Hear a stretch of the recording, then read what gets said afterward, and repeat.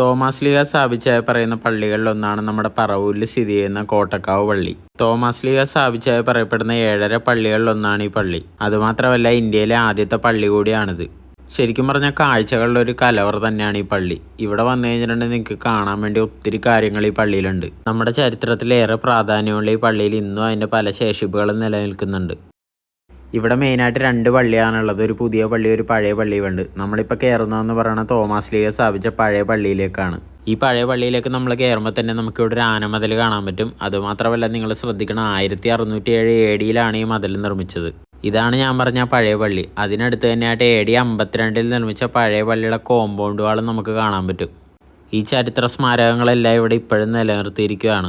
അതുപോലെ തന്നെ ഈ പള്ളി വരുമ്പോൾ എന്തായാലും കണ്ടിരിക്കേണ്ട ഒന്നാണ് ഈ കുളം. പണ്ട് കാലത്ത് തോമാസ് ലീഗ ഇവിടെ വന്നപ്പോൾ മാമോദിസ മുക്കിയത് ഈ കുളത്തിലാണെന്ന് പറയപ്പെടുന്നു. നമ്മൾ എല്ലായിടത്തും കണ്ടുവരുന്നൊരു കുളം പോലെയല്ല, ഒത്തിരി രൂപങ്ങളൊക്കെ ഇതിൻ്റെ തന്നെ സ്ഥാപിച്ചിരിക്കുന്നതൊക്കെ നമുക്ക് കാണാം കേട്ടോ. അതുപോലെ തന്നെ അതിൻ്റെ തൊട്ടടുത്തായിട്ട് പണിതീരാത്തൊരു മ്യൂസിയം ഉണ്ട്. സാന്തോം സാഗ മ്യൂസിയം എന്നാണ് അതിൻ്റെ പേര്. നിർഭാഗ്യവശാൽ ഞാൻ ചെന്നപ്പോൾ എനിക്ക് ആ മ്യൂസിയത്തിലേക്ക് കയറാൻ പറ്റിയില്ല. ഞാനവിടെ അന്വേഷിച്ചപ്പോൾ അറിയാൻ കഴിഞ്ഞത് അതിൻ്റെ അകത്ത് വെള്ളക്കെട്ടുള്ളതുകൊണ്ടാണ് ആരും കയറ്റാത്തതെന്നാണ്. ഈ മ്യൂസിയം റിനോവേഷൻ കഴിഞ്ഞതിന് ശേഷം എല്ലാവർക്കും വേണ്ടി തുറന്നു കൊടുക്കുമെന്നാണ് അറിയാൻ കഴിഞ്ഞത്.